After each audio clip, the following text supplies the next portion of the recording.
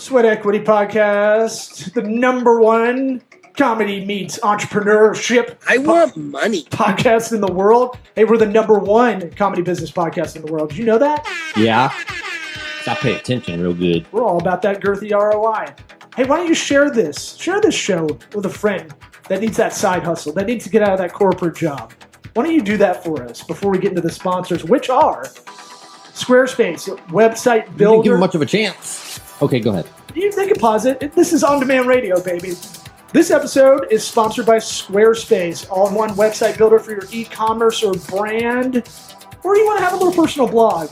Link to a discount hookup, holler if you hear me, in this episode's description, along with our other three sponsors. CallRail. You want call tracking Yes. on your website? Please. You want to record all the calls from click to call on your website? Yeah. You want to have some analytics about it? Yeah. Call swap numbers? Yeah. Ooh, sexy. Yeah. Hit up the link in this episode description. Bigly Sales. It's you can go to bigleysales.com, or you can hit the promo code. You get the hookup. It says via law in the URL. You can even see it's from me personally. It's a CRM plus marketing outreach, email, SMS, phone, pay as you go. I don't know anybody else cheaper per sin than Bigly Sales. You're spitting a lot.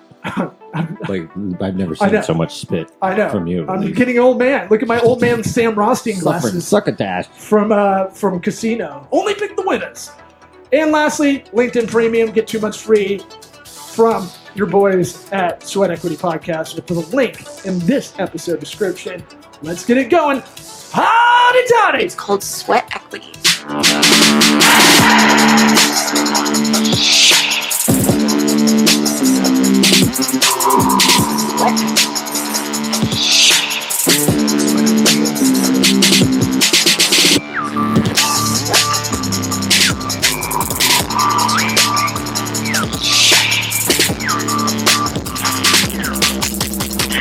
Listening to the SweatEquity Podcast.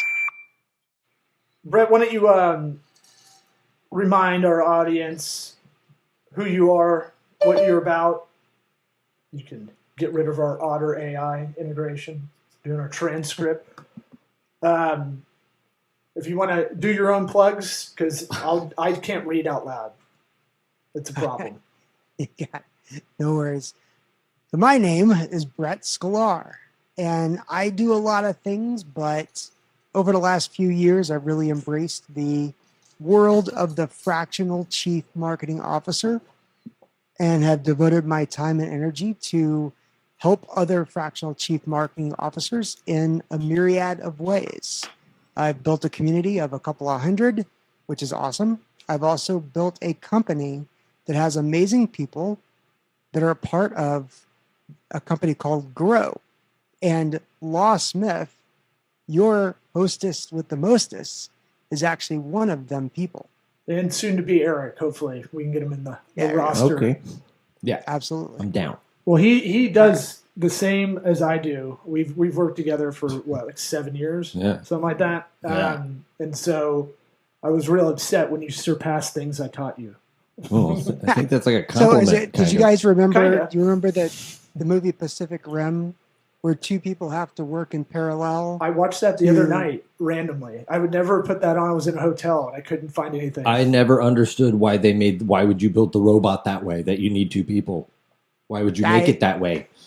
It's been a while, but as I join your podcast yet again and enjoy myself by being enjoyed by the two of you, I am thinking about Pacific Rim and that there's some kind of mind meld that has to take place to control a robot. To become one.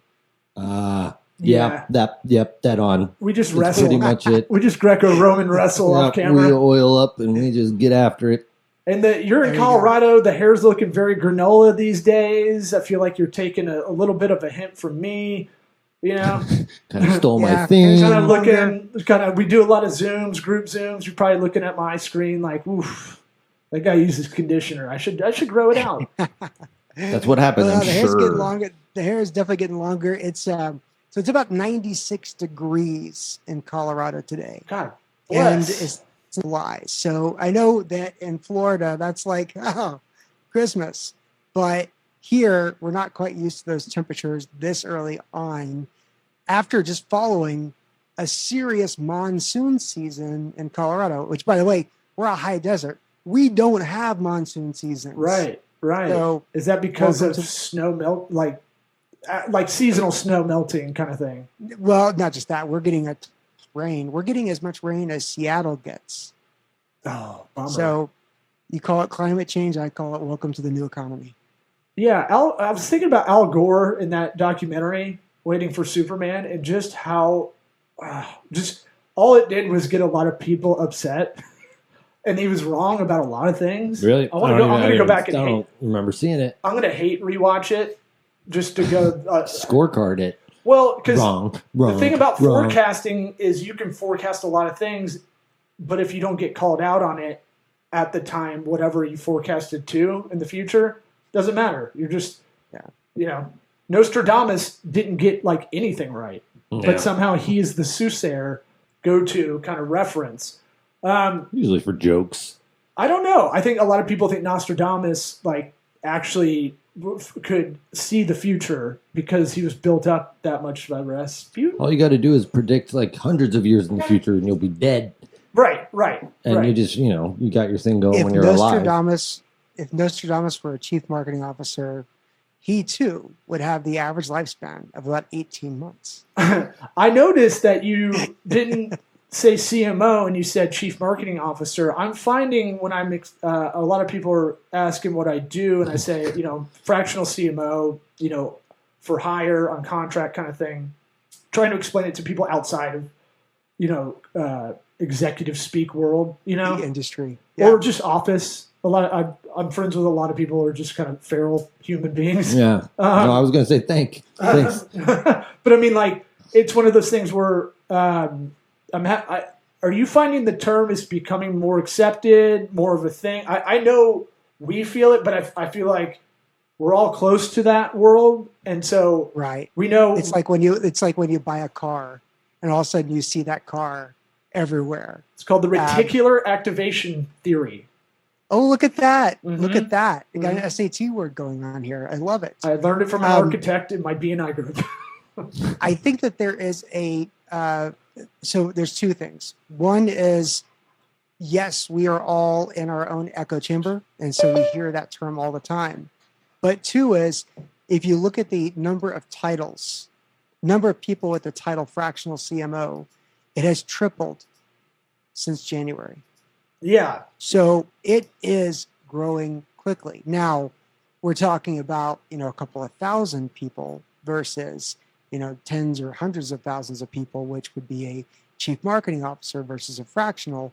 But it's tripling as far as the people that I see on LinkedIn. When I search for fractional CMOs using ZoomInfo and Apollo.io and several other tools, there's 3 times as many that are out there. I also track fractional CMO as a Google alert. Mm-hmm. And I went from seeing maybe 1 or 2 things a week to probably seeing about 4 or 5 things a day. So I think you started developing growpowerful.io if anybody wants to go check it out, or on LinkedIn, Grow Powerful. I think you caught the wave at the right time. It sounds like you saw this coming, and you're good from the year or so I've been kind of involved. I can tell you're a good plate spinner. There's a lot going on. There's a lot, and I can tell you've done the work. Can you throw down a quick Cliff Notes resume to where you got to here kind of thing? Yeah. So really quickly, I started out as a baby and grew up. So I've always been in sales or marketing for the B2B world. Started out AT&T, right? Big, huge, gigantic company. And then quickly went into the startup world and did a variety of product management, product marketing, marketing director, marketing, VP of marketing. Within about a 6-year period, I sort of escalated quickly across a couple of different companies. 2 of those companies had really successful exits. So I was focused on the infosec, right, cybersecurity, and stopping the digital bad guys and gals and stuff like that. Sexy. Ransomware. Yep. Ooh. Mm-hmm. Yep. And grew that for a while. And then due to personal and health reasons, I decided to step away from the corporate world and just start doing some consulting.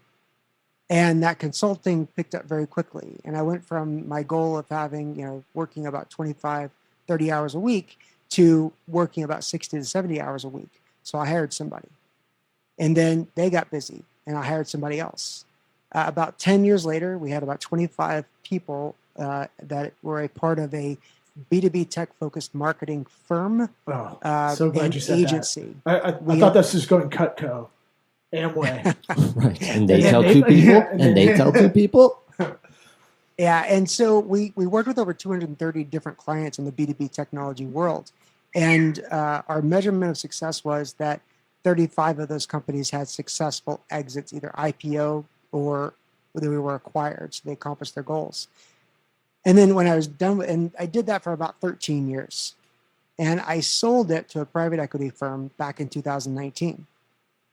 And then I decided, you know what, I don't want to go and start another thing. I don't want to go and have the responsibilities of payroll and accounts receivable and collections and sales and yada, yada, yada. So I decided to go be a chief marketing officer for a health tech company because I wanted to get into healthcare.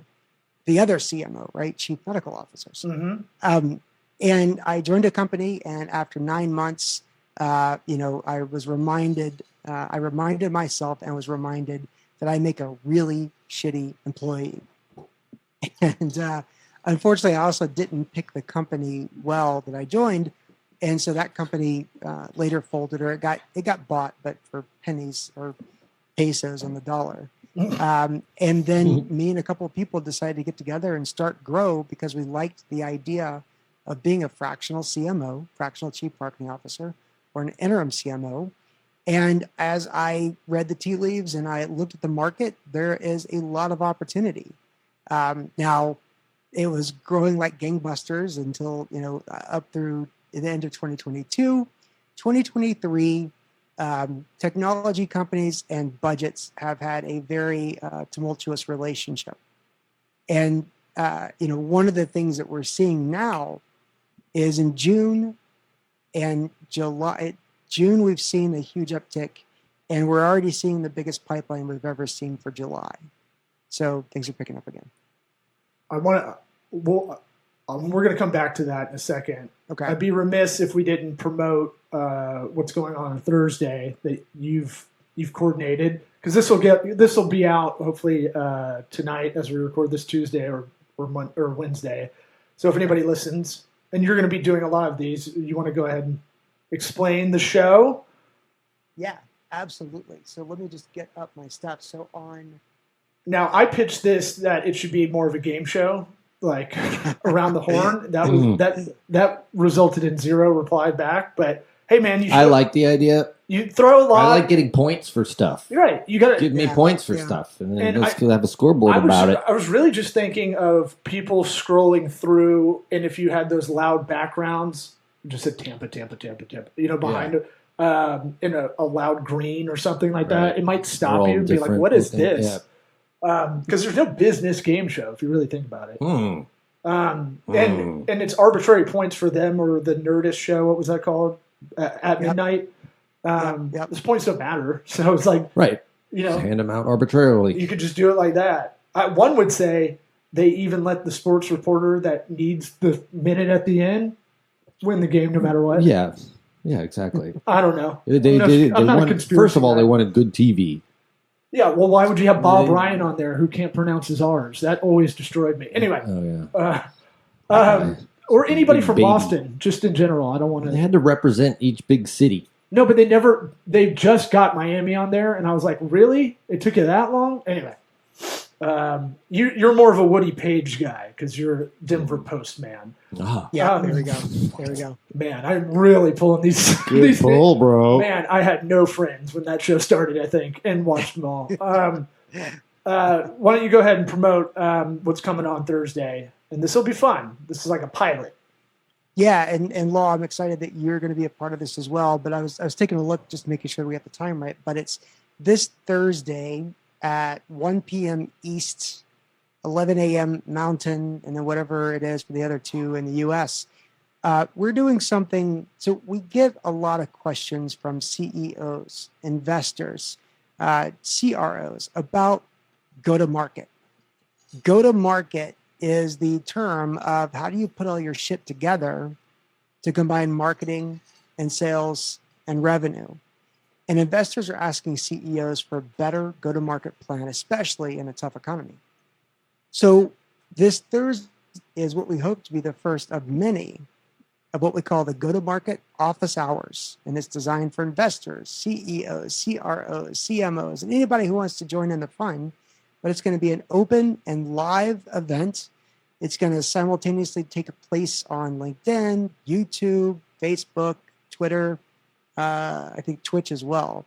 So we're going to be on all those places at the same time, but it's going to be a live Q&A. Come in and ask questions about go-to-market, and it's going to be people who are helping me host it, such as yourself, Law, as well as two other people who have been chief marketing officers and really run go-to-market, motions for companies. We're going to get together and we're just going to answer questions as they come in, and hopefully we'll have some fun. Hopefully there'll be some good questions, probably a few bad questions, but we'll have some fun anyway. Well, that's what FAQs kind of are. I mean, you're really just kind of creating an FAQ live in a sense that you can repurpose in a lot of different ways. It's like, oh, we've already had this question. Are you taking any beforehand? We've actually gotten a couple of questions that have come in through Twitter, as well as through just a couple of emails that I got responses on. And people are just sort of asking questions, things like, what is the rest of 2023? No, wait, don't tell him what they are. I want him to have to think on his feet. No, I'll be on my good boy behavior. That'll be a first. Well, it's not this show. No, I reminded myself as I was writing a to-do list today, I was like, I should probably read up on some of this GTM stuff, but also it's not my show, it's yours. So I'm a guest on it. But bring your authentic self, right? I mean, one of the reasons I'm excited about you being there is that there's, there needs to be a balance of informing, but also entertaining. I'll bring my dating self. That's, I'm not going to give you all the crazy. It's first date energy. First date stuff. Yeah. Bring that first date self, not like the creepy, third, fourth date where you're really trying. Never mind. Well, is that how it's supposed to go? Because I'm messing up. We'll be a creep on this one, I guess. Yeah. That's for another podcast. Well, yeah, no, I think it's fun. It's something different. I think, like this show, I think it's unique where it could catch waves, especially the live aspect to it. Especially if you keep score with points. Yeah. Yeah, we'll weave that in. We'll keep I'll keep score from home. But yeah, I almost was about to go get I've been talking about it on the show lately because I watch Wall Street. I want to get the Gordon Gekko or Robert Kraft white button down blue button down with the white cuffs and collar. Yep. The 80s classy. rich guy move, the Very 80s classy. evil rich guy Some move. suspenders. Yeah, right. Yep. And just be like a very southern. Slick your hair way back. Oh, green is good. Yeah. All right. So going back to the Wall Street thing, though, I got to pause there for a second because I rewatched The Wolf of Wall Street the other day, and I know it's different. It's not Wall Street. It's Wolf of Wall Street. It's Entourage. And I didn't realize how much. And I've watched it probably like 5-6 times. I watched it again, and maybe it's because I was watching it with a drink, but I didn't realize how much of a comedy it actually is. Oh yeah. Yeah. I thought it was mostly a comedy. If anything. It is, but I didn't look at it from that lens. But not when you it.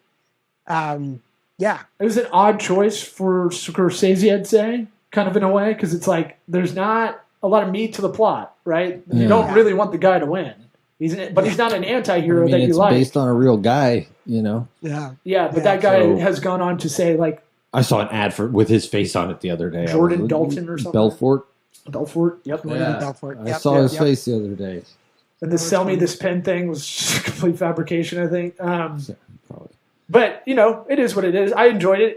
It's a good... If it's on, it's rewatchability, it's through the roof. If it's on, I'll put it on. Yeah. Yeah. Plus Margot Robbie. Whew. Yeah. I mean, at her peak, probably. It was at her early on. I mean, we'll see how. I think Barbie's coming out in the next few. Well, not to disparage white women, but they usually start cracking. They, as they get older. Eric, why don't you pick one? We're going to have, since we don't have your returning guest, we started making good questions, just like what advice would you give your 13-year-old self? You can edit your answer if you have one, but why don't you pick for one of these top ones here? What is something silly you dream about doing? Like a daydream, like something absurd that you think you can do, but no one, or your wife would be like, flying in supersonic jets. Okay. Why do you think you want to do? Why do you want to do that, or think you could do it? I love things that go fast. I love when I'm riding a bike and going down a hill. I like to get as fast as I possibly can. When I am, I fly model airplanes, and I go for the ones that go for 140, 150 miles an hour. When I've been in planes, I've been in some planes with some people who are, aerobatic pilots, and they do a lot of funky stuff. But when they go really fast, it's a lot of fun. I love to go in cars. My son and I were in another country, and we got our car up to about, I forgot what the kilometers was, but it was up to 157 miles an hour. Whoa! Autobahn? That was fun. No, actually, it was in Mexico. Oh. Yeah. I wouldn't trust those roads that much. But. Well, the roads and the prisons, I don't think you're supposed to trust them, but we did it anyway. Yeah, I got hit by a car in Ensenada, Mexico, and I'm good on anything over there infrastructure-wise. So wait, are you a pilot now? Have you gone into schooling? At some point I will be. Got a good buddy of mine, and he and I are probably planning to get our pilot's license together, but it's probably 5-10 years down the road. Yeah, I have people say I'll throw it out there like this, and I like that. I almost didn't put this question on there because I was like, I don't know if anybody's going to have something. You guys? Oh, well, I don't want to. I'd like to think about that one. Well, I've got because I got plenty. I have 30 of them. Oh, really? So well, pick a couple of your children in there. What do you mean? Of the 30 children in this Mormon example I'm giving. Well, I mean, I'm very vocal about thinking how good of an actor I am. I think you're good at that. That's just one off the top of my head. Brett, what do you think about all the UFO stuff? So I am excited for the day when we as a society have figured out that we're not alone in the universe. And I'm very curious to find out if we're going to discover them or if they're going to discover us. Is it going to be as friendly as a Star Trek episode, or is it going to be something like, Will Smith in, Independence Day? But it's not if, but when. And so the UFOs, I would say probably 95% of it is probably doctored or some rando thing that takes place. But I do feel quite certain that we are not alone in the universe. And at some point in time, there's going to be a meet and greet. Yeah. Yeah. I think it's pretty soon. Everybody seems like it. I was thinking about this yesterday. Everybody seems to think that if aliens come to Earth and interact with us, presumably as a physical entity, not like that one movie where they were like gas or whatever. Yeah. Because they could be able to touch them. Well, they could be like a fourth, fifth dimension thing that we don't even comprehend. Sure. Getting into Interstellar. I was going to say like the end of Interstellar. Well, the fifth dimension's love. You didn't get that. Oh, yeah. Wow. But actually, Interstellar wasn't Interstellar. That was an interesting one because it was about aliens. Here is about like our future selves. Yeah, that was more about we're in the Dust Bowl of Earth. Earth is decaying rapidly. So we can't keep up. Yeah. What if the UFOs are actually the future us trying to send us some truth bombs? Yeah. Yeah, and then think about what we would evolve into. And then you cry at the end when he's talking to his daughter that's actually older than him. You guys bawl your eyes out too? Yes, I do for sure. It's like the end of Big Fish. If you don't cry at the end of that, thinking about your dad, it's rough. Go reboot your computer. So with the UFO thing, I was thinking about this. They're not, everybody seems to think if UFOs come here, aliens come here, excuse me, that it's gonna be super advanced, smart people, smart aliens. I'm like, wouldn't they send the dumbest? Right. The Expendables? Right, exactly. Wouldn't they send hey, they're the prison version of our people. We'll take them out there. And then they're sending the junior varsity team. Right. Why you're not going to send your A squad? It's not. They seem to crash a lot. What if they're just like, why is everything so advanced? How do you guys keep crashing? What if they have a wider range of ability and intelligence where they have way dumber and way smarter? The way smarter can kick out these dumber ones to our planet. Oh, yeah. And we're smarter than the dumber ones. I got really baked and thought of this. That and I got a feeling even their dumb ones are probably. We spend a lot on space, but we don't spend a lot on deep ocean vis-a-vis the submarine. They do go under the water apparently. Yeah. We can't figure out that pressure as far as you get that far down. I mean, use something other than a PlayStation controller for your navigation. I mean, not to speak ill of the dead, but we're like a news show now. I know. Look at us. Current events. Yeah. Well, it's all I talked about with anybody all weekend. I'm like, why is everybody bringing this up in small talk? I don't want to. People I don't know are bringing it up. You know. Yeah. It's very morbid. And then, like, did you know there's a 19-year-old that didn't want to go, but he went for his dad? And you're like, yes. Why would I? No, I didn't know that. Well, I heard it, and then now I have to know it. I don't know. Every woman told me that. Every guy just goes, man, that's terrible. You know what's interesting about terrible way to go is, it's sad that it happened. It's, I'm sure these people signed all kinds of liability, waiver things. But there's more about, for some reason, this thing that happened with the underwater whatever has caused more anxiety through social media than any other phenomenon taking place. And so what you hear in the news is not just what happened, but you're hearing a ton about how this is affecting people's emotional health that aren't even, closely connected to it. So for some reason, and it's horrible that a couple of people died, but there's more people that die in other ways. But for some reason, it's hit the psychology of us as a society so hard that people are actually talking about the psychology of it, of people reacting to it that had nothing to do with it. Because they feel like they can see themselves in that situation or something. You could never afford to take a submarine to the Titanic. Like, whereas that's going to be you. In Qatar, to make the soccer stadium for the World Cup, like a bunch of slaves died building it. Right. Exactly. And same with buildings in Dubai. A lot of slaves, indentured servants die all the time. Yeah. Yep. So I'll always try to minimize it by thinking about that kind of stuff because it's like these guys volunteered. I feel bad for the kid trying to impress his dad, but that would give me the willies. Anyway, I don't think I'd do it if I could afford it. We are a news show, so the second half of 2023, my predictions. This isn't going to be a hot take by any means, but we've had such an impacted ass full of AI. I've never had one. We used to think brand was the fucked out word of like 2020 or pivot. Remember? You're going to pivot. Everybody going to pivot, or new normal, or your brand. Those were like the previous years fucked out. I've had more AI stuff, and Eric and I started making we're working on a searchable database just for a repository. Yeah, our internal use because.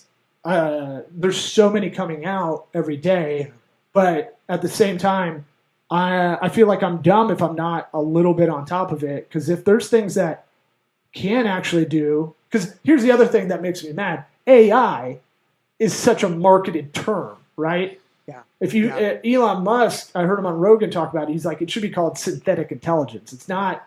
AI is it's like keto. Remember when you were like, yeah. Not everything's keto that has keto on it. This is like years ago, and I was like, "Really?" And you're like, "No, there's no regulating thing that you can be." Back in the day, everything that was a database called itself big data. You remember that? Like 10, 100 years ago or something like that. It was like, "Oh, you have a database application?" No, I got a big, huge data. How big my data is. That's what I say on first dates. Yeah. Yeah. third date. So AI, third dates. And there's a good good reason for it. There's going to be two types of companies: those who leverage AI and the ones who are going out of business. Right? That is going to be how it is. Within like now. My analogy I give is Moneyball, right? One of my favorite movies, Moneyball. It's all about Billy Beane and the Oakland A's back in the early 2000s, I think it was. Yep. And, they completely rewired how the game was played, right? It was no longer about how good looking, a player's girlfriend was, or, how much confidence they walked around with a big swinging, big data or whatever it was. Passes the eye test, I believe they said. Yep. But it was getting on first base. Speaking of first dates, getting on first base with gross ass Kevin Euclid. So hate him.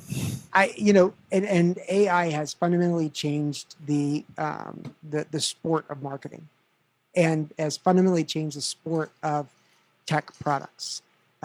Any SaaS product that isn't utilizing AI inherently, and by the way, it's easy to call bullshit on the companies that are saying AI and the companies that are doing AI.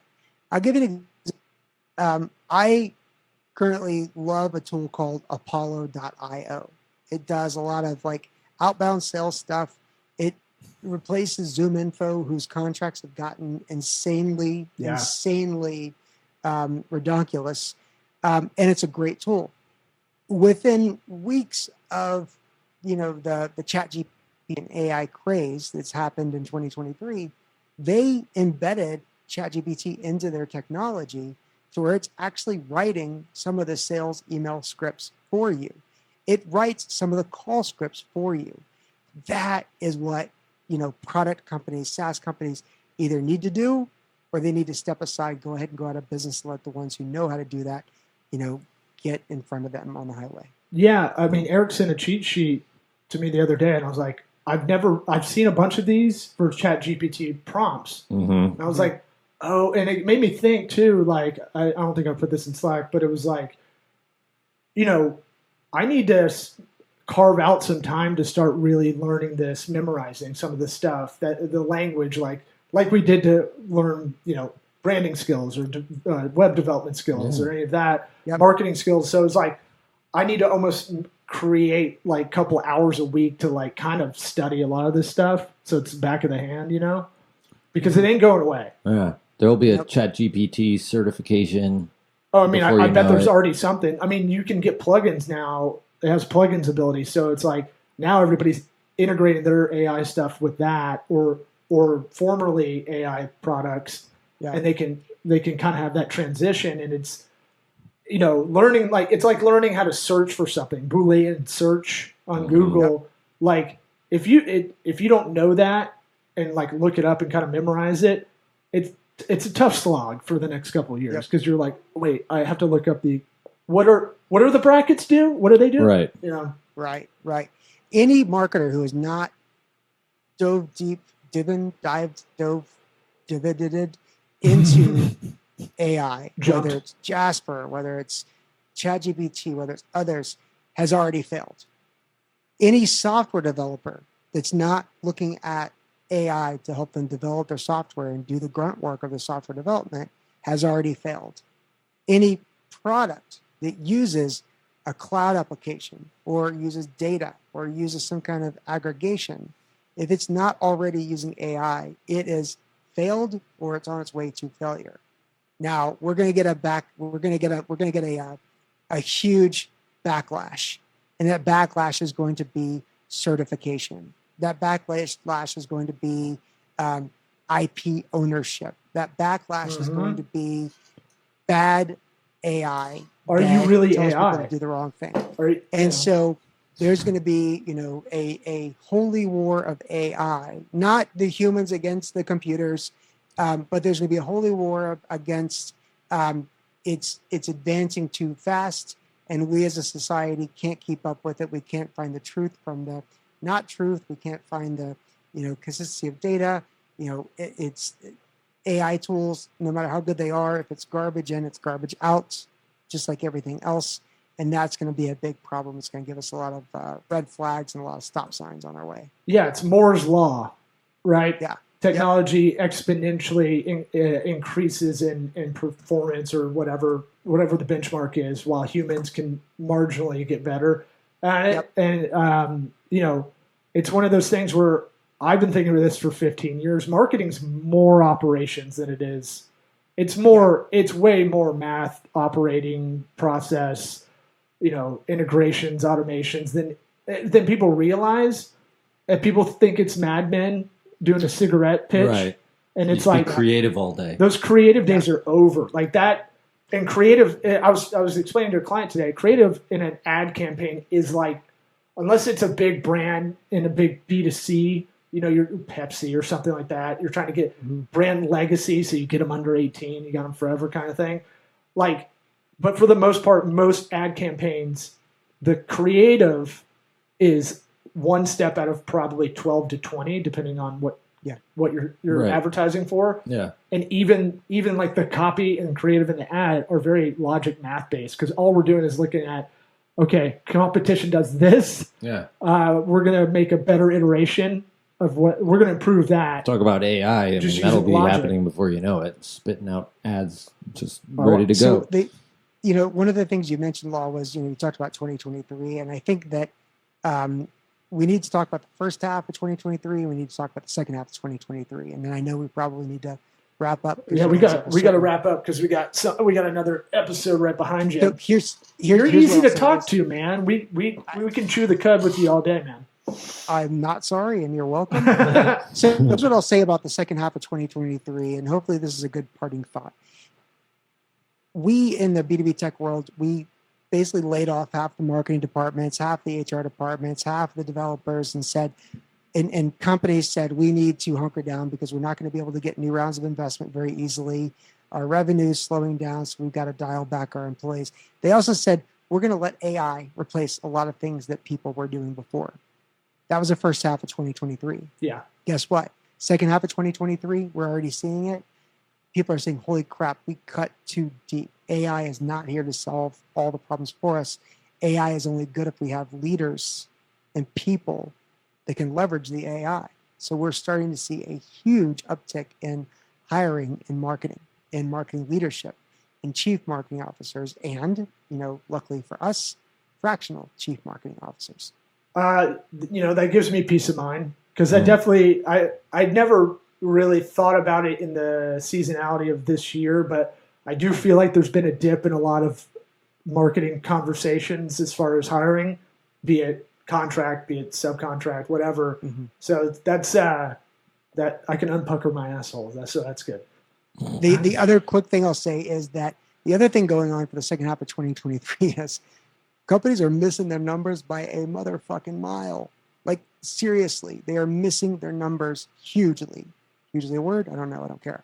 They're missing their numbers big time. Bigly. And so they are having to, July, August, September, vacations are going to be shorter, and people are going to be scrambling because they've got to get those 2023 numbers up before the end of the year. You hear that, audience? The day is nigh. I think I said What does that mean? Listen to me now or hear me later. No, that's real pragmatic advice. That's honestly what we try to get on the show when we're talking to everybody. Obviously, we'll have you back on. I'll see you later this week, and thanks for coming back on. Gentlemen, thank you. Thank you. See ya.